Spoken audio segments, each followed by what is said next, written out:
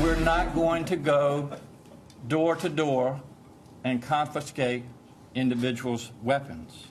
We are going to pass common sense legislation that will keep guns out of dangerous hands and keep Virginia safer.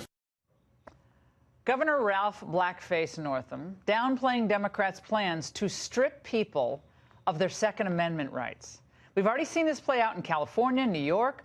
I mean, places like Massachusetts, Maryland, you know, terrible on gun rights. Now you can add the Commonwealth of Virginia, perhaps, to this list of states looking to, yes, take guns from the hands of law-abiding Americans. Here to debate is Jason Roberge, who's a veteran who's running for Congress in Virginia as a Republican.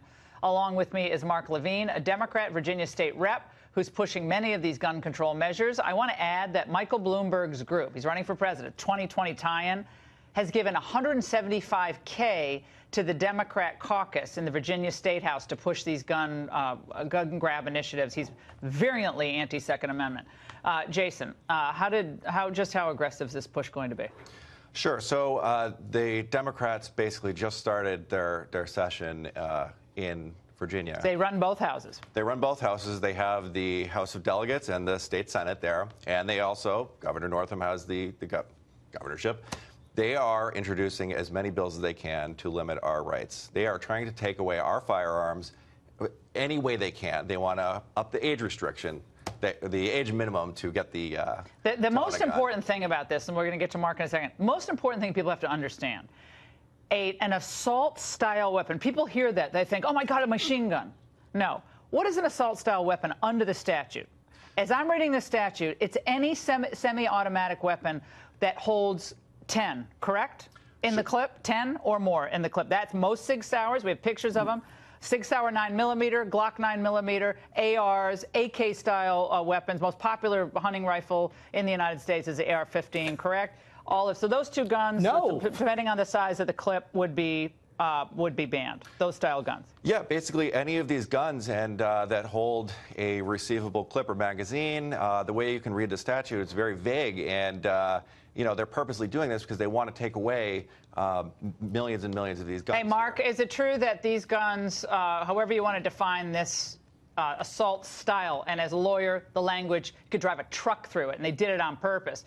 But if this thing gets passed, there's no grandfather provision in the provision that most want. No grandfather provision, meaning you become a felon in the Commonwealth of Virginia if you have one of these weapons as a law-abiding citizen. Yes or no? No, you're wrong. You need to read the bill. I have There is a grandfather clause. You are allowed to keep your weapons. We're not taking people's guns away, and the list you gave is not an accurate list either. Okay, so, no, I'm afraid you're misinformed. For our audience, okay? I challenge you to define what an assault-style weapon is under the statute's language. So it's very similar to what was under the federal assault weapons ban of 1994 to 2004. So it is having an extended magazine, a weapon that fits an extended magazine. That more than 10 bullets. Why? But how does that protect public?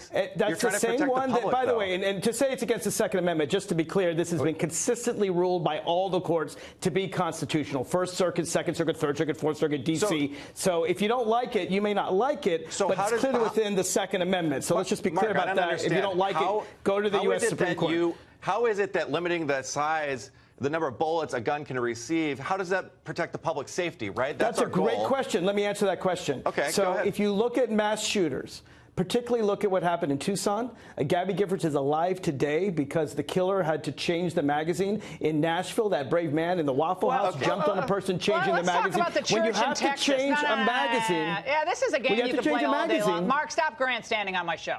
Yeah. You can do this all day long. You can do it in a church where we have a person licensed to carry a weapon, as we had in Texas or Florida, where people are allowed to carry a weapon that has an extended clip in it that's 10 or 12, and you can defend from a lot of people getting killed with a clip that's 10 or more, period. So the idea that the government is going to tell you you can't defend with a type of clip or magazine is obscene. Laura, this is going to pass, if 12 people are coming to get you, you're probably the bad guy.